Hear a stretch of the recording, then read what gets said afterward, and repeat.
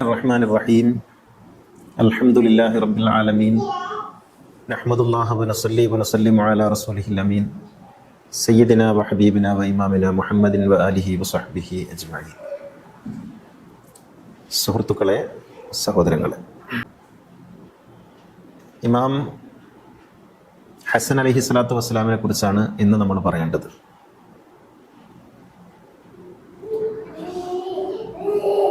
ഈ അലൈഹിസ്സലാം എന്ന് പറഞ്ഞപ്പോൾ കുറച്ച് വർഷങ്ങൾക്ക് മുൻപ്, കുറച്ച് മാസങ്ങൾക്ക് മുൻപ് ഞാൻ ഇമാം അലി അലൈഹി സ്വലാത്തു വസ്സലാമിനെ കുറിച്ചൊരു ഖുത്ബ പറഞ്ഞപ്പോൾ ആ ഖുത്ബ കേട്ടിട്ട് ആദരണീയനായ ഡോക്ടർ ഹുസൈൻ മടവൂർ എന്നെ വിളിക്കുകയുണ്ടായി. അദ്ദേഹം പറഞ്ഞു, നിങ്ങൾ അലിയെ കുറിച്ച് പറഞ്ഞപ്പോൾ അലൈഹിസ്സലാം എന്ന് പറഞ്ഞു, അതെന്തിനാണ് അങ്ങനെ പറഞ്ഞത്, റളിയല്ലാഹു അൻഹു എന്ന് പറഞ്ഞാൽ പോരെ എന്ന് ചോദിച്ചു. ഞാൻ അദ്ദേഹത്തോടൊരു മറുപടി പറഞ്ഞു. ഞാൻ പറയുന്നത്, ഇത് ഒരു മനോഭാവമാണ്. വളരെ പ്രാഥമികമായിട്ട് നമുക്ക് ആലോചിച്ചാൽ മതി. ഒരാൾ നമ്മളോട് പറയുന്നു, ഇന്നയാൾ നിങ്ങളോട് സലാം പറഞ്ഞിട്ടുണ്ട് എന്ന് പറഞ്ഞാൽ നമ്മൾ എങ്ങനെയാണ് സലാം അടക്കുന്നത്? അലൈഹിസ്സലാം എന്നാണ് പറയുക. നേർക്കുനേരെയാണെങ്കിൽ വലൈക്കുമുസ്സലാം, മറ്റൊരാൾ പറഞ്ഞു എന്ന് പറഞ്ഞാൽ വലൈഹിസ്സലാം എന്ന് പറയും. ഇപ്പോൾ നമുക്ക് നാട്ടിൽ കണ്ട എല്ലാവരെയും അലൈഹിസ്സലാം എന്ന് പറയാം. അലി ഇബ്നു അബി താലിബിനെ കുറിച്ച് അലൈഹിസ്സലാം എന്ന് പറയുമ്പോൾ ആർക്കൊക്കെയോ എവിടെയൊക്കെയോ പൊള്ളുന്നു എന്നുള്ളതാണ്. ഇത് ഇമാം ഹുസൈൻ്റെ കാര്യത്തിലും ഹസൻ്റെ കാര്യത്തിലൊക്കെ ഉണ്ട്. അലൈഹിസ്സലാം എന്ന് പറയാമോ എന്നുള്ളതാണ്. അപ്പോൾ നമ്മുടെ ഇത് പ്രകീർത്തന വാക്യങ്ങളാണ്. അലി ഇബ്നു അബി താലിബിനെ കുറിച്ചും ഇമാം ഹസനെ കുറിച്ചും ഹുസൈനെ കുറിച്ചും ഒക്കെ നമ്മൾ എത്ര പ്രകീർത്തിച്ചാലാണ് അവർ അർഹിക്കുന്നതിൻ്റെ 1% എത്തുക?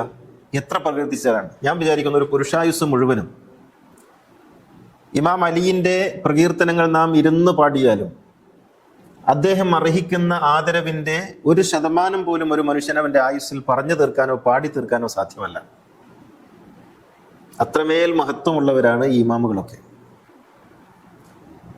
അലി ഇബ്നു അബി താലിബിന് ശേഷം ഇമാമുമാരിൽ നാം ഒന്നാമതായി എണ്ണുന്നയാൾ ഇമാം ഹസൻ ആണ്. പ്രവാചകനെ മുത്തശ്ശനാക്കിയ ആളാണ് ഹസൻ, റസൂലിൻ്റെ ആദ്യത്തെ പേരക്കുട്ടി. റസൂലാണ് പേര് വിളിച്ചത്, റസൂലാണ് വളർത്തിയത് ഹസൻ എന്ന്. ഒരഭിപ്രായ പ്രകാരം അലി ഇബ്നു അബി താലിബ് ഒരു പേര് വിളിച്ചിരുന്നു, പക്ഷേ റസൂൽ മാറ്റിയിട്ട് ഹസൻ എന്നാണ് പേര് എന്ന് റസൂൽ പറഞ്ഞു എന്നാണ് ഒരു റിപ്പോർട്ടിലുള്ളത്. വളരെ പക്വതയുള്ള കുഞ്ഞായിട്ടാണ് ഹസൻ വളർന്നത്, വളരെ ചെറുതിലെ. പ്രവാചകനോടൊപ്പം തന്നെയായിരുന്നു ഉണ്ടായിരുന്നത്. റസൂൽ വഫാത്താകുന്ന സമയത്ത് ഹസന് 9 വയസ്സാണ്. അപ്പം അത്യാവശ്യം ഓർമ്മയും കാര്യങ്ങളൊക്കെ റസൂലിൻ്റെ കൂടെ ഉള്ള കുട്ടിയാണ് ഹസൻ. ലജ്ജാലുവായ കുട്ടിയായിരുന്നു, വളരെ ഷൈയാണ്. ആളുകളോടൊന്നും അങ്ങനെ പെട്ടെന്നൊന്നും കയറി പിന്നെ വർത്തമാനം പറഞ്ഞ് പരിചയപ്പെടുന്ന പ്രകൃതമൊന്നുമല്ല. വളരെ ഷൈ ആയിട്ട് മാറി നിൽക്കുന്ന ഹുസൈൻ നേരെ വിരുദ്ധമാണ്. ഹുസൈൻ എല്ലാവരെയും ഹെഡ് ചെയ്യുകയും എല്ലാവരുമായിട്ട് പരിചയപ്പെടുകയും എല്ലാവരോടും സംസാരിക്കുകയും ചെയ്യുന്ന പ്രകൃതമാണെങ്കിൽ ഹസൻ നേരെ തിരിഞ്ഞ് ഷൈ ആയിട്ട് ഉള്ള ഒരു കുട്ടിയാണ്.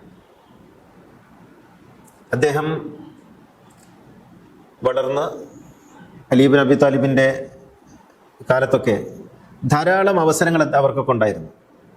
പക്ഷെ ഒരു സ്ഥാനങ്ങളിലേക്കും അവരൊന്നും പോയില്ല. അവരവരുടെ കാര്യങ്ങളുമായിട്ട് ബന്ധപ്പെട്ട് കൂടി. വലിയ ജ്ഞാനികളായിരുന്നു. അതുകൊണ്ട് തന്നെ ധാരാളം ശിഷ്യന്മാർ വരുമായിരുന്നു. അവരെ കേൾക്കാനും പറയാനും പഠിക്കാനും ഒക്കെ ധാരാളം ആളുകൾ വരും.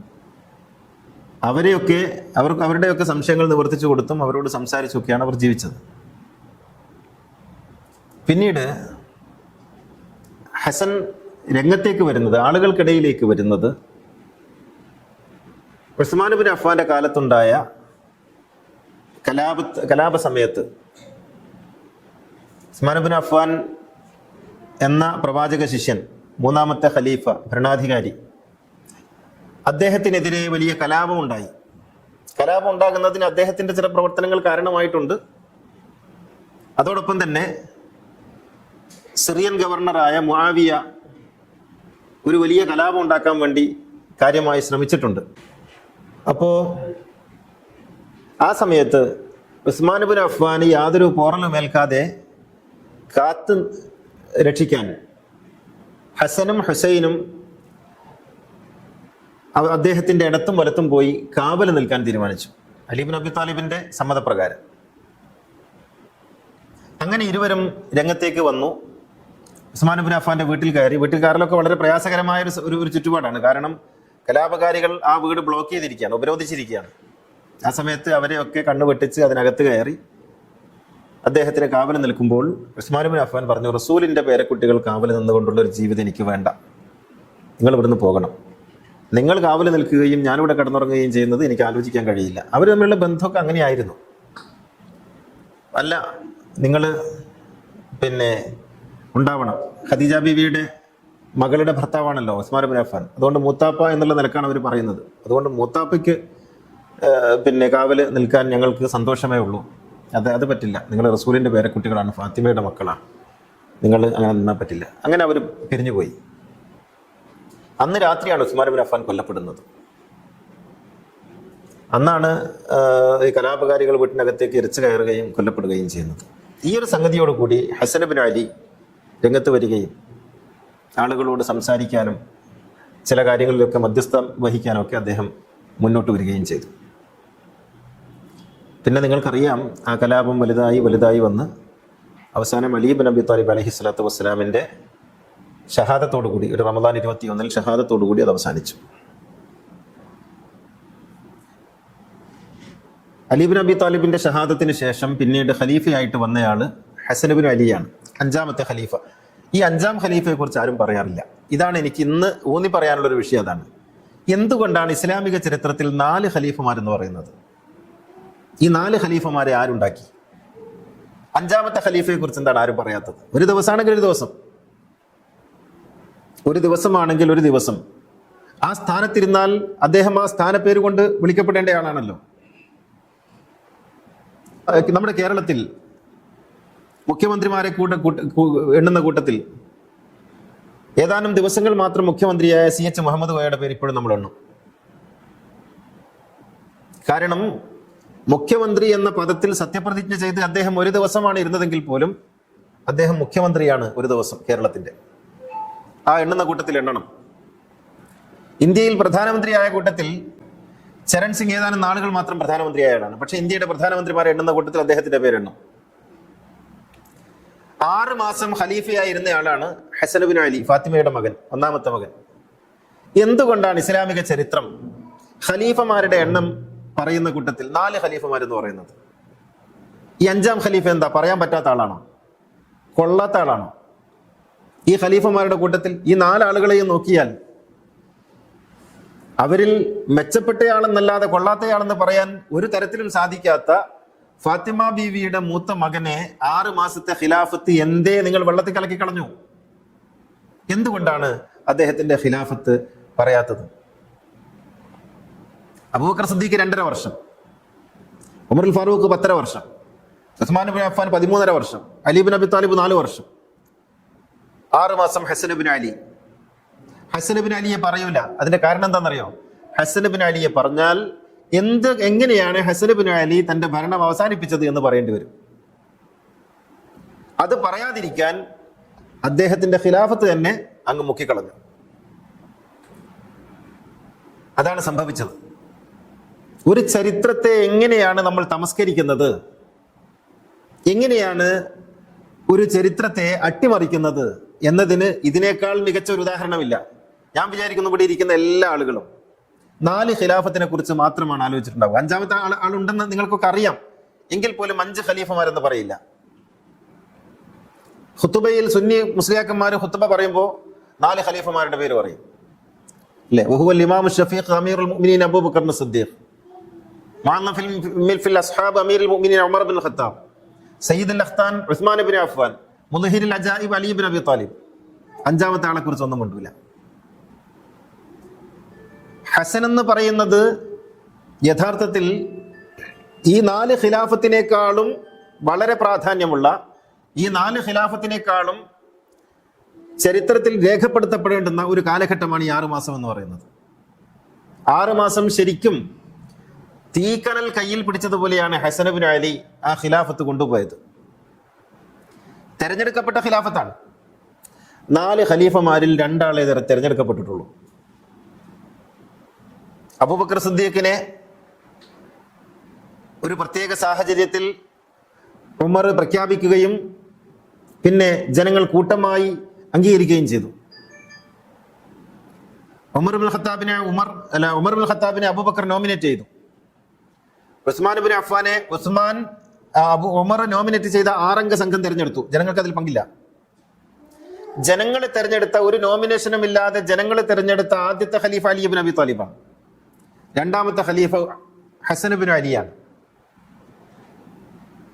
അദ്ദേഹമാണ് പിന്നീട് മുആവിയ എന്ന ലോകം കണ്ട ഏറ്റവും കുതന്ത്രശാലിയായ, ഏറ്റവും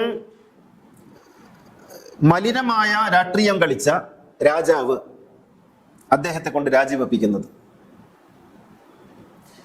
നമ്മുടെ കർണാടകയിൽ ഇക്കഴിഞ്ഞ മാസം സിദ്ധരാമയ്യ രാജിവെക്കുകയും ശിവകുമാർ അധികാരത്തിൽ വരികയും ചെയ്തു. അതിനുവേണ്ടി അവർ ഡൽഹിയിൽ പോവുകയും ഒരുപാട് രാഷ്ട്രീയമായ കളികൾ നടത്തുകയും ചെയ്തു. അതിനൊടുവിലാണ് ഡി ശിവകുമാർ മുഖ്യമന്ത്രിയായി സ്ഥാനമേറ്റത്. ആ കാര്യങ്ങൾ വായിക്കുകയും അത് നടന്നുകൊണ്ടിരിക്കുകയും ചെയ്തപ്പോൾ ഞാൻ ഒരു നിമിഷം ആലോചിച്ചു പോയത് ഹസൻ ഇബ്നു അലിയുടെ അടുക്കലേക്ക് മുആവിയ വന്നതാണ്. മുആവിയ ഹസൻ ഇബ്നു അലിയുടെ അടുത്തേക്ക് വന്നിട്ട് പറഞ്ഞു, എൻ്റെ മാനം കാക്കണം, ഞാൻ ഇത്രയും പ്രായമുള്ള ഒരാളാണല്ലോ, നിങ്ങളുടെ വാപ്പയുടെ സമകാലികനാണല്ലോ, എൻ്റെ മാനം കാക്കണം, ഞാൻ ഖലീഫയാണ് എന്ന് പ്രഖ്യാപിച്ചു പോയല്ലോ, അതുകൊണ്ട് നിങ്ങളുടെ സ്ഥാനം രാജിവെച്ച് നിങ്ങൾ എനിക്ക് ആ സ്ഥാനം തരണം. ഒരിക്കലും ഞാൻ ദീർഘകാലമൊന്നും ഉണ്ടാവില്ല, ഞാൻ കുറച്ചു കാലം ഇനി ഉണ്ടാവുള്ളൂ, പ്രായമായില്ലേ, അതിനാൽ എനിക്ക് ശേഷം ഇത് നിങ്ങളിലേക്ക് തന്നെ തിരിച്ചു വരും എന്ന് പറഞ്ഞ് ഹസൻ ഞാൻ നേരത്തെ പറഞ്ഞല്ലോ, ഒരു ഷയ്യായ മനുഷ്യനാണ് അദ്ദേഹം. ഒരിക്കലും ഒന്നിനും ആഗ്രഹിക്കുകയോ ആവശ്യപ്പെടുകയോ ചെയ്യാത്ത ആളാണ്. അങ്ങനെ മദീനയിൽ ക്യാമ്പ് ചെയ്ത് ദിനേന ഹസൻ ഇബ്നു അലിയെ കണ്ട് അദ്ദേഹത്തിന്റെ വൈകാരികമായ അവസ്ഥയെ ബ്ലാക്ക്മെയിൽ ചെയ്ത് ആണ് മുആവിയ അദ്ദേഹത്തെ ഈ തീരുമാനത്തിലേക്ക് എത്തിക്കുന്നത്. അതോടൊപ്പം പലവിധ സമ്മർദ്ദങ്ങൾ ഉണ്ടാക്കി. ഹസൻ ഇബ്നു അലിയുടെ പ്രിയപ്പെട്ട ആളുകളെയൊക്കെ കണ്ട് അവരെ കൊണ്ടൊക്കെ പറയിപ്പിക്കുക, സ്ത്രീകളെ കൊണ്ട് പറയിപ്പിക്കുക, ഇങ്ങനെയൊക്കെ. അങ്ങനെയാണ് ഹസൻ ഇബ്നു അലിയെ രാജി വെക്കാം എന്ന് തീരുമാനിക്കുന്നത്. നിങ്ങൾ നോക്കണം, ഒരു മനുഷ്യന്റെ ശുദ്ധതയെ ഉപയോഗപ്പെടുത്തി ചൂഷണം ചെയ്ത് മുആവിയ എന്ന് പറയുന്ന ലോകം കണ്ട ഏറ്റവും നികൃഷ്ടനായ രാഷ്ട്രീയക്കാരൻ ഹസൻ ഇബ്നു അലി എന്ന് പറയുന്ന പ്രവാചകന്റെ പേരക്കുട്ടിയെ കൊണ്ട് അദ്ദേഹത്തിന്റെ ശുദ്ധതയെ ചൂഷണം ചെയ്ത് രാജിവെപ്പിക്കുകയാണ് തെരഞ്ഞെടുക്കപ്പെട്ടതിൽ നിന്ന്. ഹസൻ ഇബ്നു അലി അടക്കമുള്ള അഹ്ലു ബൈത്തിന് ഒരു പ്രശ്നമുണ്ട്. അവരൊരു കാര്യം തീരുമാനിച്ചാൽ പിന്നെ അവരെ ആരെയും മാറ്റാൻ കഴിയില്ല. അങ്ങനെ രാജി തീരുമാനം ആരോടും ആലോചിക്കാതെ ഹസൻ ഇബ്നു അലിയുടെ ഭാഗത്ത് എന്തെങ്കിലും ഒരു പിഴവുണ്ടെങ്കിൽ അത് ഇത്ര മാത്രമാണ്, ആരോടും ആലോചിക്കാതെ രാജിക്കാര്യം പ്രഖ്യാപിച്ചു കളഞ്ഞു. മുആവിയ ആണ് ഖലീഫയാകേണ്ടത് എന്നതിനാൽ ഞാൻ രാജിവെക്കുന്നു. ഈ ഒരു തീരുമാനവുമായി ബന്ധപ്പെട്ടാണ് ഹസനെ കുറിച്ച് വലിയ കോലാഹലം ഇവരുണ്ടാക്കിയത്. ഫണ്ട് വാങ്ങിയിട്ടാണ്, കാശ് വാങ്ങിയിട്ടാണ്. ഫണ്ട് വാങ്ങിയ കഥയൊക്കെ നമ്മളെക്കുറിച്ച് പറയുന്ന അറിയാലോ. നമ്മൾ നേരം വണ്ണം കാർപ്പറ്റ് മേടിക്കാനില്ലാത്തതുകൊണ്ടാണ് ഈ സാധനം വിരിച്ചിട്ട് നിസ്കരിക്കുന്നത്. പക്ഷെ നമ്മളെക്കുറിച്ചാണ് ഫണ്ട് വാങ്ങുന്നതെന്ന് പറയുന്നത്. ഇതുപോലെയാണ് ഫണ്ട് വാങ്ങുന്നത്. മുആവിയ വെച്ച് നീട്ടിയിട്ടൊക്കെ ഉണ്ട്, പക്ഷേ ഒന്നും വാങ്ങിയിട്ടില്ല റസൂലുള്ളാഹിന്റെ മക്കള്. കാരണം മുആവിയ കൊടുക്കുന്ന പണം കൊണ്ട് ജീവിക്കേണ്ടി വന്നിട്ടില്ല ആ കുടുംബത്തിന് ഇന്നേ വരെ. അങ്ങനെ രാജിവെപ്പിക്കുകയാണ് ഹസൻ ഇബ്നു അലിയെ. നമ്മുടെ റഫീഖ് ഇൻഷാ അല്ലാഹ് എൻ്റെ ഈ ക്ലാസ് കഴിഞ്ഞാൽ ഒരു പാട്ട് പാടും. ജായദ എന്ന് പറയുന്ന ഒരു സ്ത്രീയെ ഉപയോഗിച്ച്, ഭാര്യയെ ഉപയോഗിച്ച് എങ്ങനെയാണ് ഹസൻ ഇബ്നു അലിയെ അവർ കൊന്നു കളഞ്ഞത്. എന്നിട്ട് 6 മാസത്തിനകം ഹസൻ ഇബ്നു അലിയെ കൊന്നു. കൊല നടത്തുക എന്നുള്ളത് ഈ അമവി കുടുംബത്തിന്റെ പണ്ടേ ഉള്ള രീതിയാണ്. എങ്ങനെ കൊല നടത്തുക?